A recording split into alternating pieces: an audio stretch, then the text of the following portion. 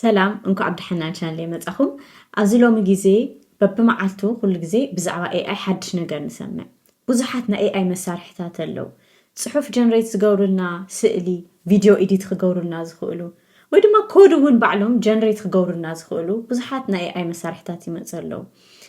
ዝኾነ ይኹን ናይ ኤአይ መሳርሒ ንኣብነት ቻት ጂፒቲ ብኸመይ ኢና ንፈልጦ ሕዚ መብዛሕትኤና ዝኾነ ሰብ ዝጥቀመሉ ተሃልዩ ከምዚኣ ትበሃል እኮ ኣፕሊኬሽን መፅኣ ኣላ ናይ ኤአይ ትፈልጣ ዶ ከምዚ ጌርካስ ከምዝላ ንብል እሞ ብኸምኡ ኢና ንፈልጦ ብኸምኡ ኢና ንጥቀመሉ ማለት እዩ ሓደ ዳውንሎድ ይገብራ ካብኡ ንጥቀመሉ ኖማዓንቲ ሓደ ዓብዪ መሳርሒ ሒዘልኩም መፅአ ፊውቸርፔድያ ይበሃል እዚ ፊውቸርፔድያ ተኣዩ ከም ሓደ ዳታቤዝ ጌርና ንቁፀሮ እሞ ብዙሓት ናይ ኤአይ መሳርሕታት ዝሓዘ እዩ ካብኡ ብካታጎሪ ዝፈልዮም ማለት እዩ ብጥቕሞም መሰረት ብካታጎሪ ዝተቐመጡ እዮም ሕዚ ዝኾነ ሰብ ዝኾነ ናይ ኤአይ መሳርሒ እንድሕር ክጥቀም ደልዩ ሰርች ምግባር ኣብ ጉግል ሰየድልዮን ኣብቲ futurepedia.io ከይዱ ሰርች ይገብር ንምፅሓፍ ዝደልዩ ዝጠቕሙ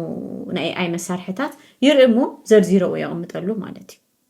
ስለዚ ኖማዓንቲ ከመይ ገይሩ እዩ እቲ ፕላትፎርም ዝሰርሕ ከመይ ጌርና ኸኢና ዝደለናዩ ናይ ኤአይ ኣፕሊኬሽን ወይ መሳርሒ ሰርች ክንገብር ንኽእል ሓደ ድማ ዘገርሙ ሓቅታት ብዛዕባ ፊውቸርፔድያ ብሓደ ክንርኢና ምሳይ ጽንሑ መጀመርያ ፊውቸርፔድያ ተኣዩ ካብ ዝብል ንጀምር ፊውቸርፔድያ ናይ ኤአይ ኣፕሊኬሽን ኣይኮነን ባዕሉ እንታይ ደኣዩ ፕላትፎርም ኮይኑ ዝኾነ ይኹን ናይ ኤአይ መሳርሒ ንደልየሉ ዲስከቨር ንገብረሉ ቦታ እዩ እዚ እንታይ ዝገብር ኣሽሓት ዝኾኑ ናይ ኤአይ ኣፕሊኬሽናት ወይ ድማ መሳርሕታት ይእክብ እሞ ካብኡ ኦርጋናይዝ ይገብሮም ብጥቕሞም ክኾን ይኽእል እዩ ብዙሕ ተፈለጥቲ ፖፑላር ዝኾኑ ኣየንኦም እዮም ኣብዚ ሕዚ ግዜ ሰብ ዝጥቀመሉ ዘለኹ ኣየና እዩ ዝብል ብዕላምኦም በቲ ሰብ ዝጥቀመሉ ዓላማ ገይሩ ካታጎራይዝ ይገብሮም ነዚ ፕላትፎርም እዚ ደስ ዝለካ ነገር እንታይ እዩ ዝኾነ ይኹን ሰብ ክጥቀመሉ ይኽእል እዩ በቃ ኖርማል ዌብሳይት እዩ ተምሃራይ ዲኻ ፕሮፌሽናል ዲኻ ሰራሕተኛ ዲኻ ወይ ቢዝነስ ኦውነር ዲኻ ነትካ ቢዝነስ ሃሊካስ ንኣብነት ነገራት ቀልጢፎም ክሰርሑ ትደሊ ትኸውን ውፅኢታዊ ዝኾነ ስራሕ እንድሕር ትደሊ ኮንካ ኣየንኦም እዮም ዘድልዩኒ ዝብል ኣቲኻ ብሕድሕድ ዝተጎጀለ ስለ ዝኾነ ካታጎሪ ስለ ዘለዎ ነየናይ ኣየናይ ይጠቕመኒ ዝብል ኣብኡ ከድካ ክትረኽቦ ትኽእል ኢኻ ኦኬ ሕዚ ብቐጥታ ናብቲ ፕላትፎርም ንእተሞ ከርእየኩም ኣብ ውሽጡ እንታይ ዓይነት ኣለዎ ወይ እንታይ ክንገብር ንኽእል ዝብል ብሓደ ንርአ ኦኬ መጀመርያ እንታይ ኢና ንገብር ኖርማል ክሮም ይህልወና ኢና ንኣብነት ኣብ ሞባይልና ሓቀይ ኣነ ምእንታን ብደንብ ከርእየኩም ኢለ ላፕቶፕ እየ ዝጥቀም ዘለኹ ግን ሞባይልና ኖርማል ክሮም ክህልወና ይኽእል ፋየርፎክስ ድዩ ዝኾነ ጉግል ክህልወና ይኽእል futurepedia.io ኢልና ንፅሕፍ እሞ ካብኡ ኢንተር ንገብሮ ንኸይድ ማለት እዩ ካብኡ መጀመርያ ዝመፀልና እዚ እዩ እዚ መፀልና ሕዚ ኦልሬዲ ትሪእዎ ኣለኹም ኣነ ሕዚ ኣካውንት ሎጊን ገይረ እየ ያ ክልተ ኣማራፂ እዩ ዘሎ ኖርማል ምንም ሎጊን ከይገበርካ ክትርኢ ትኽእል ኢኻ ብዙሕ ለውጢ የብሉን ሎጊን እውን ክትገብር ትኽእል ሕዚ ሎጊን ተጌርካ እንታይ እዩ ጥቕሙ ሴቭ ክትገብር ትኽእል ካቶም ኤአይ መሳርሕታት ወይ ኣፕሊኬሽናት ማይ ፋቮራይት ሕዚ ዝፈተኽዎም ኢለ ወይ ድማ ድሓረ ክትጥቀመሎም ኢለ ሴቭ ክገብሮ ይኽእል እየ ማለት እዩ እንድሕር እሱ ዘይደለና ኮይና ግን ኖርማል በቃ ሰርች ንምግባር ተኮይኑ ንምርኣይ ተኮይኑ ግን ክንደሊ ንኽእል ኢና ሎጊን ምግባር የድልየና ስለዚ ኣብዚ ሎጊን ግበሩ ገለ ኢሉ ክሓተኩም መጀመርያ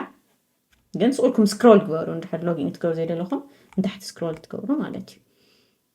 እዚ እንታይ ትሪእዎ ኣለኹም ፖፑላር ቱልስ ፍሉጣት ሪሰንትሊ ኣድ ዝገበርክዎም ፖፑላር ኮርስስ ኣብዚ ደስ ዝብለካ እንታይ እዩ ብዛዕባ እቶም መሳርሕታት ጥራሕ ኣይኮነን ዘሎ እንታይ ደኣ እዩ ኮርስታት እውን ኣሎ ምስኦም ሪሌትድ ዝኾኑ ማለት እዩ ሕዚ ናቶም ኮርስ ክትወስድ ተደሊኻ እውን ሕዚ መብዛሕትኦም ብቅርሺ እዮም ቅርሺ ከፊልካ እንድዩ ግን በቃ ግዱስ ትኾንካ ክፈልጥ ኣለኒ ኢልካ ተብል ትኾንካ ንእሽተይ ቅርሺ ከፊልካ ክትመሃር ትኽእል ኢኻ ኣብዚ ማለት እዩ ብክልተ ግዱሳት ኮንተንት ክሬተራት እዚ ተሰሪሑ ማለት እዩ ብዙሕ ቱቶርያላት ይህቡ እዮም ኣብዚ ካልኦት ሰባት እውን ጎበዛት ይህቡ እዮም ማለት እዩ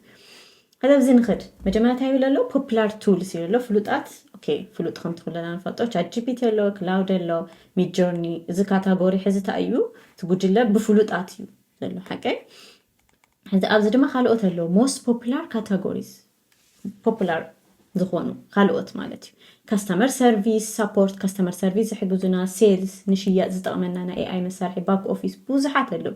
ንኣብነት ራይቲንግ ኤንድ ኤዲቲንግ ንምፅሓፍና ኤዲት ንምግባር ንኣብነት ተምሃሮ ተኮይና ማለት እዩ ወይ ድማ ዝኾነ ዝፅሓፍ ተሃሊና ንኣብነት ራይቲንግ ኤዲቲንግ ኢለ ኣለኹ ሕዚ እንታይ መፅእ ኢለ ኣሎ እዚ ካብ ራይቲንግ ኤንድ ኤዲቲንግ ፖፑላር ዝኾኑ ንመን ግራመርሊ ኣሎ መጀመርያ ራይት ሶኒክ ኩዊልቦት ኮፒ ኤአይ ያስፐር ብዙሓት ኣለዉ ንምፅሓፍን ኤዲቲንግን ማለት እዩ ሕዚ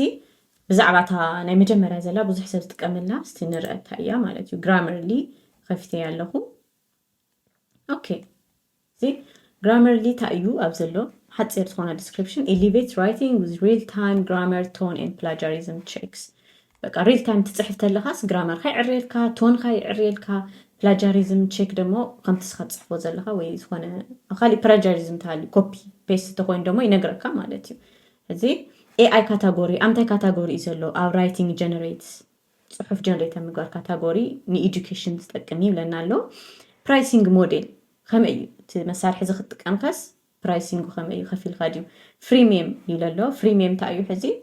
መጀመርያ ዝኾነ ብነፃን ዝኾነ ግዜ ትጥቀሞ ድሓረ ትኸፍል ማለት እዩ ግን ናይ ነፃ ፓርቲ እውን ኣለዎ እዩ እቲ ናይ ነፃ ፓርቲ ምኽፋል ዘድልየካ እውን ኣሎ እዩ ድሓረ ክንሪኦ ኢና ማለት እዩ ኣየነየን ምዃኑ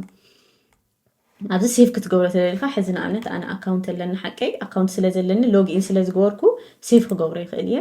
ኦኬ እንታይ ይብለ ኣሎ እዚ በቃ ቡክማርክ ኣፕዴትድ ሰክሰስፉሊ ኦኬ ሴቭ ገይረዮ ኣለኹ ማለት እዩ ሕዚ ቀጥታ ናብ ግራመርሊ ክተደልየ እውን ነታ ቪዚት ሳይት ዘላ ዌብሳይት ስለ ዘለዎ ግራመርሊ ሞባይል እውን ኣፕሊኬሽን እውን ኣሎ እዩ ግን ዌብሳይት እውን ኣሎ ተፀቂጠያ ሕዚ እዚ ግራመርሊ ናብ ግራመርሊ ዌብሳይት ይወስደን ኣሎ ማለት እዩ ናብ ግራመርሊ ዌብሳይት ይወስደን ኣሎ ማለት እዩ ዝረእዎ ሳይን ኣፕ ዊዝ ጉግል ገለ ኣካውንት ናይ ግራመርሊ ክብል ማለት እዩ እዚ ሕዚ ግን ብዛዕባ ግራመርሊ ዘይኮነ ብዛዕባ ፕላትፎርም ስለ ዝኾነ ግራመርሊ ሓንቲ ናይ ኤአይ መሳርሒት እያ ግራመርናስ ክዕርየልና ዝጠቕመና ማለት እዩ ኦኬ ሕዚ እዚ ሳመሪ ኣሎ ብዛዕባ ግራመር ንምንታይ ዝጠቕመና ብዛዕባ ኮማ ኣብ ዝኾነ ቦታ ኣብ ዝተጋገየ ቦታ ተቐሚጥካዮ ብዙሓት ኣሎ እዚ ሕዚ ዲስክሪፕሽን ይበና ኣሎ ክነንብቦ ንኽእል ኢና ኪ ፊቸርስ ዋና ከዝገብሮ ግራመርሊ እንታይ እዩ ኣድቫንስ ግራመር ቼከር ኦኬ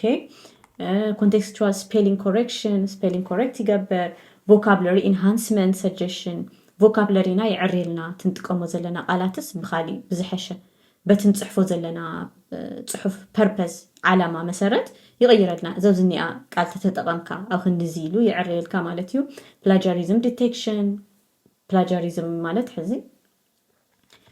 ፅሑፋት ሲ ብዙሓት ዌብሳይታት እውን ኣለው ብዛዕባ ትፅሕፎ ዘለካ ሓቀይ ሕዚ ኦሪጂናል ድዩ ኣይኮነን ትፅሕፎ ዘለካ እውን ክነግረካ ይኽእል እዩ ወይስ ኮፒ ጌርካ እዩ ካብ ዝኾነ ዌብሳይት እዚ ሓደ ኣሳይመንት ኮፒ ንገብር ነርና ቀደም ማለት እዩ እዚ ክነግረካ ይኽእል እዩ ራይቲንግ ስታይል ከስተማይዜሽን ስታይልካ ይቕይረልካ ቶን ዲቴክሽን እንታይ ዓይነት ቶን ኢኻ ትደሊ ትፅሕፎ ከለካ ከመይ ዝበለ ቶን እዩ ሕዚ እዚ ኖርማል ፊቸርስ እዮም እንታይ ጥቕሚ ኣለዎ ብሓፂሩ ፕሮስ ኤንድ ኮንስ ድማ ኣለዎ ፕሮስ ኤንድ ኮንስ እንታይ እዮም ፅቡቕ ጎንን ከምዚ ኔጌቲቭ ጎንን ማለት እዩ ሕዚ ፕሮ ናይ ፅቡቕ ጎኒ እንታይ እዩ ኦኬ ናይ ፅሑፍ ኳሊቲና የማሓይሸና ታይም ሴቭ ይገብረልና ቨርሳታይሊቲ ማለት ብብዙሕ መንገዲ ክትጥቀመሉ ትኽእል ኢኻ ዌብሳይት ዴስክቶፕ ኣፕሊኬሽን ሞባይል ኣፕሊኬሽን ትጥቀመሉ ትኽእል ኢኻ ይብል ኣሎ ዩዘር ፍሬንድሊ ኢንተርፌስ እቲ ኢንተርፌሱ እቲ ምሰልካ ናብቲ ግራመርሊ ሲ ሰሓባ እዩ ደስ ዝብል እዩ ከም ፅቡቕ ነገር ገሊፅዎ ኣሎ ኔጌቲቭ ድማ ኢንተርኔት ዲፐንደንሲ እዚ ክትጥቀም ተኾንካ ሲ ኢንተርኔት ግድን ክህልወካ ኣለዎ ማለት እዩ እዚ ሕዚ ከም ኔጌቲቭ እዩ ብዘይካ ኢንተርኔት ኦፍላይንስ ኣይሰርሕን ካልኣይ ኔጌቲቭ ሳይድ እንታይ እዩ ሊሚትድ ፍሪ ቨርዥን ኦኬ እቲ ነፃ ፓርት እቲ ብነፃ ንጥቀመሉ ሲ ሊሚትድ እዩ ጠቃሚ ዋላ ተኾነ እቲ ናይ ነፃ ግን እቲ ሙሉእ ጥቕሚ ነቲ ኣፕሊኬሽን ዝህቦ ግን ክንጥቀም ኣይኽእለና ክንከፍል ኣለና ማለት እዩ ካብቲ ቤዚክ ፊቸር ንላዕሊ ክንጥቀም ተደሊና ኦኬ መን እዩ ክትጥቀመሉ ዝኽእል ግራመሪ ድማ ይነግረና ኣሎ ስቱደንትስ ተምሃሮ ኣካደሚክስ ፕሮፌሽናልስ ፀሓፍቲ እዚ ብዙሓት ኣሎ እዚ ፕራይሲንግ ድማ ኣብዚ ይነግረና ኣሎ ዓንተ ወዲእ ናይ ፍሪሚየም ኢልና ሓቂ ፍሪ ቨርዥን ሕዚ ታፍእቲ ብነፃ ቨርዥን እንታይ እዩ ዝበና ክሪቲካል ግራመር ኤንድ ስፔሊንግ ቼክስ ክሪቲካል ናይ ግራመር እና ስፔሊንግ ጌጋ ተሃሊካ ይዕርየልካ እዩ ብነፃ ከይኸፈልካ ፕሪሚየም ሰብስክሪፕሽን ከፊልካ $12 ፐር ማንዝ ብወርሒ ከፊልካ ኣድቫንስድ ዝኾኑ ሰጀሽናት ኣብ ግራመር ካፍቲ ፅሑፍካ ወይ ድማ ሰንተንስ ስትራክቸር ይህበካ ማለት እዩ ሕዚ ኣብዚ ታይብሎ ዲስክሌመር for most accurate and current pricing details please refer to the official grammar website حزي ديتيل بزعباتنا برايسينج ندحر كنفلت دلينا لما نفت جرامرلي ويب سايت عنتو فيزيت سايت لنا زرعنا يو أو خنرق نخلينا عبزت هاي طرحي نقرنا له جنرال حسب طرحي نخد مرتس مالتي what makes Grammarly unique Grammarly بخمة unique زخوانا لما بزي نقرنا له compatibility مس من تأيو خسر حزخل مس مايكروسوفت أوفيس جوجل دوك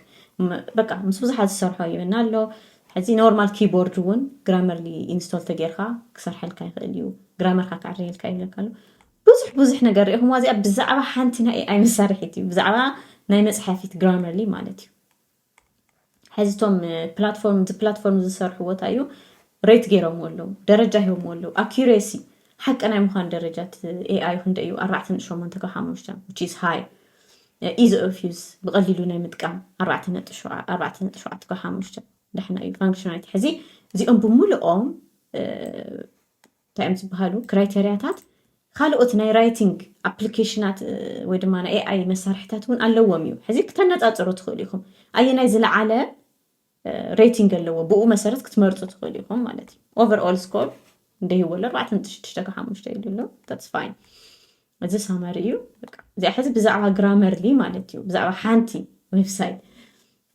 حزي نافت زنبرنا ينملس اوكي حزي زيهم لست له ناي كلهم رايت سوني كويلبوت حزي ناي كلهم مونتريوهم لهم حزي خندي سبات سيف جيرهم وحزن أنا إذا حدشن حدا 259 سبات سيف جيرهم ولا يقول مونيكا كلهم زيهم نمتحف زتقومنا مالتيو ديزاينينج خا نديزاينينج زتقومنا خا كرياتيف فيديو جنريت زغورو تكستنا فيديو زغيرو فيديو إديتينج زتقومنا رانوي لنا أنا تحزب زي ميد جورني بمجمرة أيو تتقيسو زلو ميد جورني وين تتقيقنا أيو حزي بزعبة أرت حزي رئيكماتهم فيديو تاتلو بقوننو علو مالتيو تايتا أيو زتقومنا زبل ينقرك أيو تايبال حزي كبليك قوري خلنجن بدن بجيرم قلت وإم خمي جيرنا هنتقومو اللو خم نخيل مالتيو الزون كاتاغوري اللي هو برايسينج موديل حد خنريو نخلينا زي أمود أثارما خم تعنتو زرعنا يو حزب زون تايلو ريفيو اللو هزي ريفيو زحفو حد ساعة تتقيمو مسي اوكي دقم دي دقمن ريفيو زحفو اللو ناتو ممكن بتخيل خماتي 4.3 هي اللو توم 7 مالتيو سو تي بلاتفورم زغن 4.3 هي اللو كحمشته اوكي that's good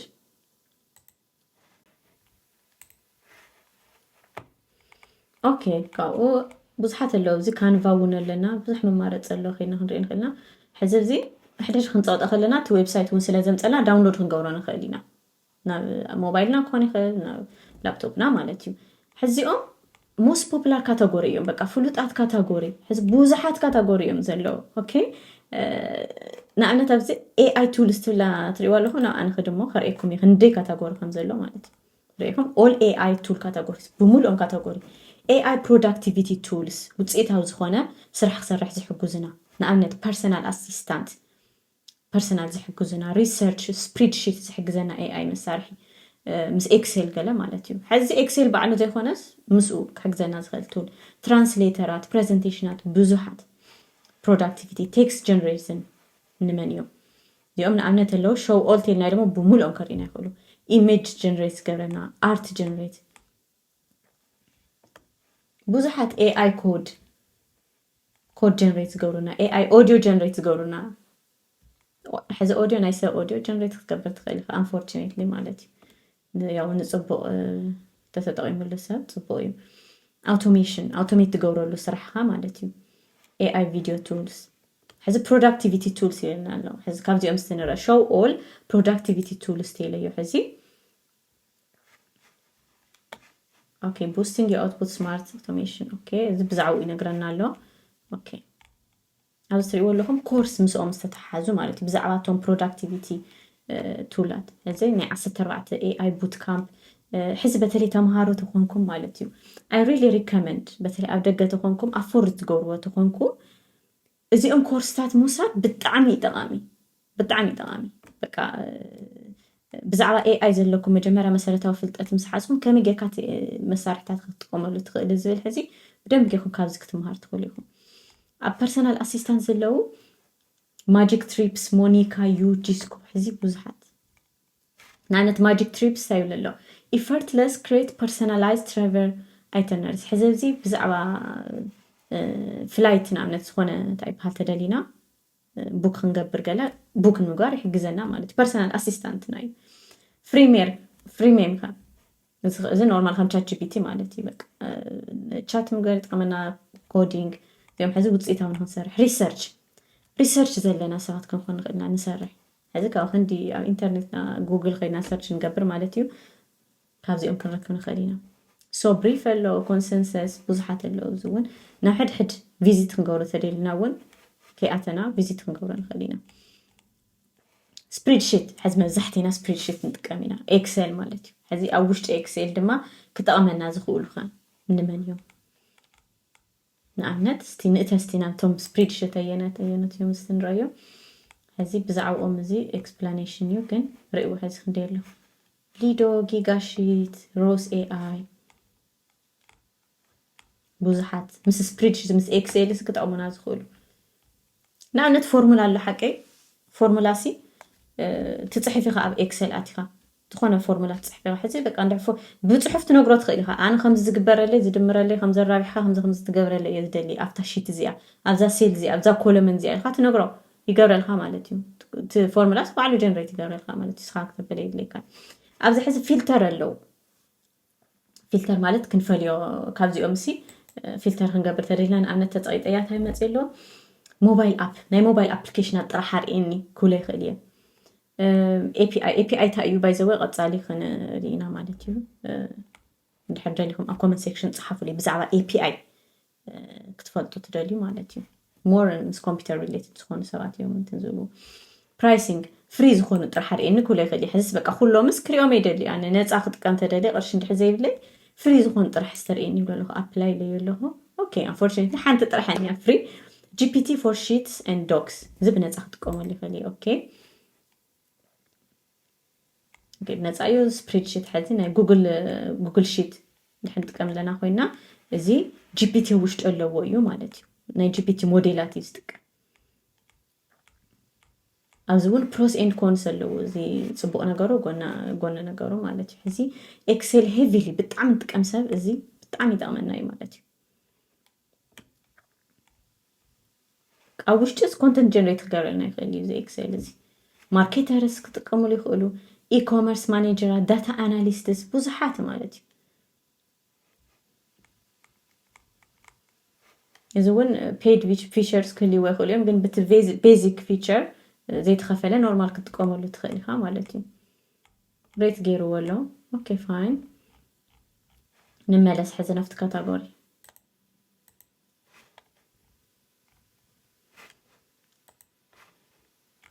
ስፕሬድሺት ሓገሪና ትራንስሌተር መተርጎም ሕዚ እንታይ ኢና መብዛሕትና ንፈልጦ ጉግል ትራንስሌት እዩ ዶ ኦኬ ያ ጉግል ትራንስሌት ኣለና እዩ ግን ዲፒኤል እውን ኣለና ሞር ሕዚ ኣነ ዝጥቀመሉ ዲፒኤል እዩ ዝጥቀመሉ ምክንያቱ ብጣዕሚ ፅቡቅ ገይሩ ትራንስሌት ዝገብረለይ ማለት እዩ ግን ንረአዮ ዲፒኤል ክንኣቲ ከለና ዲፒኤል ቪዚት ሳይት ተይልናዮ ሕዚ ንኣብነት ክሊክ ተገይርናዮ ኖርማል ዲፒኤል ክትጥቀሙ ተደሊኹም በቃ ዲፒኤል ዶት ኮም ተይልኩም ትረኽብዎ ኢኹም ምንም እንታይ ይበሃል የብሉ እንታይ ኢኻ ደሊኻ ሕዚ ብጀርመን እዩ ነዚ ሕዚ ግን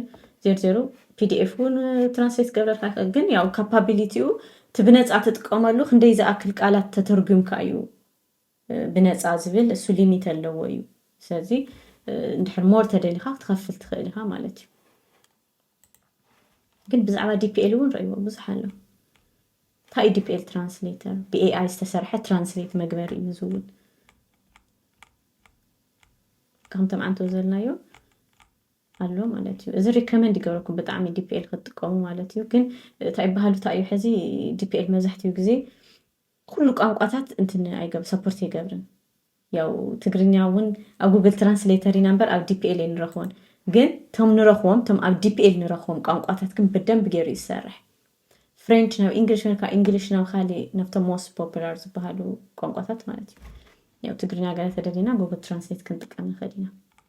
ወል ኣብዚ ሕዚ ግዜ ሁኖስ ኣብ ቀፃሊ ዲፒኤል ትግርኛ እውን ኢንክሉድ ክገብር ይኽእል እዩ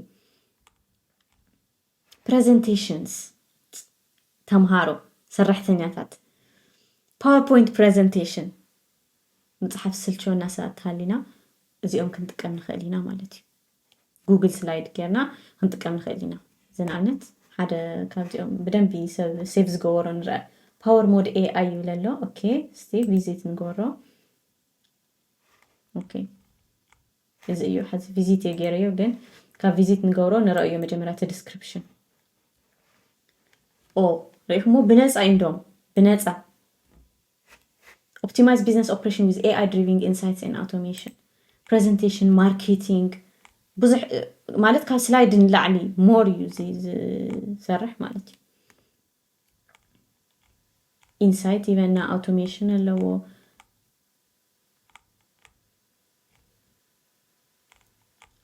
رأيكمو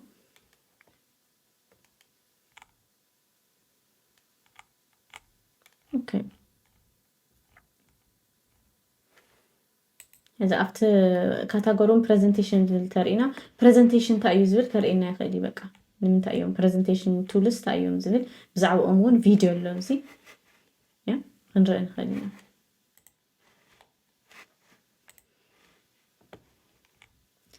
AI productivity tools إن أنا نينا AI video tools ونرأي فيديو generate زغورنا مالتي خامي غيرنا خيناتهم فيديو جنريت زغورو خنطقمو لهم نخلون خنت عنتو زلنايو فيديوتات اللوزي خنطقم نخلنا مزحتيهم بقرشيناهم زلنا يمكن it's not a lot of money دحاني مزح عريو انتن يخوني بفلاي أردقات هالينا وي وشت خوينا ون أفورد نقبرن نخيل انت خوينا مالتي خنكفل اوكي فيديو editing tools هذي CapCut هذا اللوزي Adobe Premiere Pro زي paid you إذا فريميم يو ويدا من إشتي بنزع تقام كده حالة تخفلو يو فيديو جنريت زغورو لنا دمالو زي فري تريال paid حزي نورمال بيزنس ندحن دل خوينا بفلاي زي بتعمل تقامت يو مالتي زي كومبير جيرنا كابزهم كلهم كنت كان خايبنا بتعني بوزح كاتاجوري زلوا زي هذا حزس جوجل استخدمنا جوجل مصحفي لنا أبز مزينا أيان يوز حاشيلنا كومبير جرنا كنت كمالو نخلينا مالتي استشجورو مو فيتشربيديا تشجورو مو أيانتي تقيماتكم وأيانتي تسبقت زوركم وتصحفوا لهم يا هذا religion كي تعرف لو religion students fashion gift ideas ريخ gift نيمها idea مالتيو gift idea أنا gift idea سيبكا مالتيو نزخانة gift كتوة تدليخا يعني زي gift ideas okay AI driven personal gift suggestion for every occasion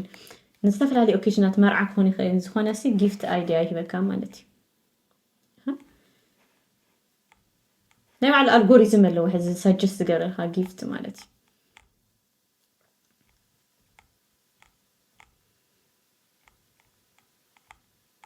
يو limitation نيم على هنا لو كن it's free try it out بتعم مكرو حزي حدا زترخو زلو حزي عنتو زنفو تاي بقى هنتينا تهالينا بزح نقر اللي بزعلا AI كنفولتو نخلل أيون مسارح من تاي تقومنا زبل مالتي هذا after course تدلينا ون directly after course كنخلينا خالينا وعلو ويب سايت يزلوا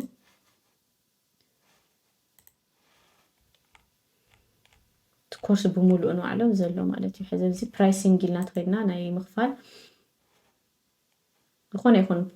تايب هاد فيديو كابز اكسس تقبر $10 per month تخفي الكحزي از حز كزي مات نورمال 3 ايو إسرا ندحناي عامت ندحر خفيلخا قلت متنا رعاس $10 per month تخفل تخيلخا 3 لعلي 3 تكون بريميوم كوست لو لعلي شح تريننج فيديوز ready to use prompt ونيو خاماتي حتى خحزي إن chat GPT يكون نزخوانا خالي تقوم ولا تقى prompt يكا بزح تقوم له مالتي by the way prompt generator ونز بهالو applicationات اللويو عنتو أفتهم AI application مالتيو I think أوزل لنا AI text generator prompt generator حز AI تطبق ملسم انتان كمان ناس عينة تحطو تحديدنا يوينا تطبق زبنا إنا حكي سوسان إلنا تحالفة prompt ترى حطو በቃ ትንደል ሕቶ ነግሮሞ ከምዝ ጌርካ ንቻት ጂፒቲ ወይ ድማ ዝኾነ ኤአይ ቱል ሕቶቶ ኢሉ ይበካ ማለት እዩ ጽቡቕ መልሲ ምንታን ክትረክብ ያ ዝናነት ዘሎ ፕሮምፕቲማይዝ ያ ኣብቲ ክትጥቀመሉ ትኽእል ኢኻ ፕሮምፕት ይበካ ማለት እዩ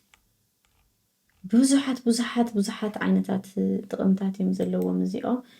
ያው ሕዚ ኣኽለና ንኖ ማዓንቲ ማለት እዩ ዝተረፈ ባዕልኹም ዲስከቨር ገበርዎ ረአይዎ ማለት እዩ ዝጠቐመትኩም ዝኾነት መሳርሒ ተሃልያ ካልኦት እውን ምእንታን ክትጥቀምሉ ኣብ ኮመንት ሴክሽን ጽሓፉ ኢኹም ብዛዕባ ፊቸርፔድያ ሕዚ ዘገርሙ ሓቅታት ክነግረኩም እየ ዝበለኩም መጀመርያታ እዩ ኣብዚ ፕላትፎርም እዚ ክሳብ ሕዚ ልዕሊ 4,000 ናይ ኤአይ ኣፕሊኬሽናት ወይ ድማ መሳርሕታት እዮም ዘለዉ ልዕሊ 4,000 ሞር ካብ ሕዚ ድማ ሓድሽ ብዝመፀ ቁፅሪ ኣብኡ ከኣቲ እዩ ማለት እዩ በቃ እዚስ ከምዚ ሰርች ኢንጂን ማለት እዩ ሰርች ኢንጂን ወይ ድማ ሰርች መግበሪ ናይ ኤአይ መሳርሕታት ማለት እዩ ካልኣይ ድማ ልዕሊ 40 ካታጎሪ ኣለዎ 40 ካታጎሪ ማለት ከምዚ ጉጅለ ማለት እዮም ዓንቶ ንመፅሐፊ ንኢሜጅ ንኮድ መግበር ገለ ዘላዮም ልዕሊ 40 ዓይነት ካታጎሪ ኣለዎ ማለት እዩ ሳይ ድማ ክሬተርስ ፎር ክሬተርስ እዮም ዝብልዎ ማለት ብፈጠርቲ ንፈጠርቲ ዝተሰርሐ እዩ ሕዚ ክፈጥር ዝደሊ ሰብ እዩ ተሰሪሑ እና እዚኦም ኮንተንት ክሬተራት እዮም ማለት ዩቲዩበራት እዮም እቶም ዝሰርሕዎ ያው ኖውሌጅ ኣለዎም ኢና ኤአይ ግን ምእንታን ብቐሊሉ ንሕና ክንረኽቦ እዩ ኣብኡ ተቐሚጡ እኒኦ ማለት እዩ ቲፕ ጎኩም ሕዚ ንኣይ ዝጠቐመኒ ፕላትፎርም እዚ ክጥቀም ከለኹ መጀመርያ ምስኣተና ስቑኢልና ሰርች ንግበር ምድላይ በቃ ኣለካ ሓቂ ስክሮል ተገና ምክንያቱ መዓት ከምቲ ዓንቶ ዘለናዮም ልዕሊ 4,000 ናይ ኤአይ መሳርሕታት እዮም ዘለዉ ሕዚ ዝኾነ ስፔሲፊክ መሳርሒ ደሊኻስ በቃ ካሊእ እናርኣኻ እንትነገርካ ክትውዕል ትኽእል ኢኻ ግዜኻ ክሓልፈካ ይኽእል እዩ ስለዚ እቶም ፊልተራት ብደንብ ንጠቐመሎም ዓንቶ ሕዚ እቶም ፍሪ ዝኾኑ ጥራሕ ፊልተር ግበረለ ኢለ ሓቂ ብፍሪ ጥራሕ ካልኦት ክሪአ ይደልን ሰርች ናገርኩስ ብቅርሺ ዝበሉ እንትን ክሪአ ይደልን በቃ እንድሕር ዘይብለ ይኮይኑ ሕዚ እቶም ፍሪ ጥራሕ ዝደሊ ፊልተር ንግበር ካታጎሪ ንጠቐም በየነ ካታጎሪ እየ ደልየ ዝብል ታዝደለና እያ ኸድና ናብኡ ንርአ ሴቭ እውን ንግበር ንካሊእ ግዜ እውን ምንታን ክጠቕመና ማለት እዩ ኖርማል ጆይን ምግባር ምንም እንታይ ይበሃል የብሉን ኣካውንት ኢኻ ትፈጥር ሎግኢን ትገብር ጉግል ኣካውንት ሃሊካሲ ፓስወርድ ገለ ምንታይ እውን የድልየና በቃ ጆይን ትብሎሞ ካብኡ ጉግል ኣካውንት ምረፅ ክብለካ እዩ ትመርፅ ተኣቲ ካብኡ ሴቭ ትገብሮም ማለት እዩ ካልእ በቢግዚኡ እቶም ትሬንዲንግ ዝበሃሉ ወይ ድማ ኣብዚ ሕዚ ግዜ ሰብ ዝጥቀመሉም ዘለዎ ካተጎሪ ሰርች ንገብሮ ምክንያቱ ብዙሓት ሓደሽቲ ይመፁ ኣለዉ ዝወልፁ ካብቶም ዝነበሩ እውን ዝወልፁ እውን ሓደሽቲ ክመፁ ይኽእሉ እዮም ስለዚ ኣብቲ ካታጎሪ እሱ ከይድና ንርአ እሞ ሕዝናት በቢሰሙኑ ንበል ንርአ ቼክ ንግበር እንታይ ኣሎ ሓድሽ ነገር ዝመፀ ስለዚ ኖ መዓልቲ ብዛዕባ ፊቸርፔድያ ዝነበረት ንትሕዝቶ ነዚኣ ትመስል ኣይኖ ብዙሕ ነገራት ኢና ርኢና ግን I think 10% ወይ 20% ይተኾነ ዝረኣናዩ ማለት እዩ ብዙሕ ነገራት እዩ ኣብቲ ፕላትፎርም እሱ ክትሪኦ ትኽእል ግን ኣይገርመኩምን ብነፃ እዩ እዚ ማለት ምንም ከይኸፈልና እዩ እዚ ንክንርኢ እዚ ኩሉ ኢንፎርሜሽን ኳስ ብነፃ እዩ ፍልጠት ኢንፎርሜሽን ብዙሕ ኣብ ኢንተርኔት ኣሎ እዩ ብነፃ እንታይ ሕዚ ንሕናስ ግዜ ሂብና ንደሊ ዶ ንመሃረሉ ዶ እዩ ኣብ ምንታይ ኢና ግዜና ንሕልፎ ዘለና ኢልና ሪፍሌክት ክንገብር ንእሽተይ ይዕድመኩም ማለት እዩ ብሓደ ኣብ ቀፃሊ ብካሊእ ቪድዮ ክሳብ ንራኸብ ቻው ቻው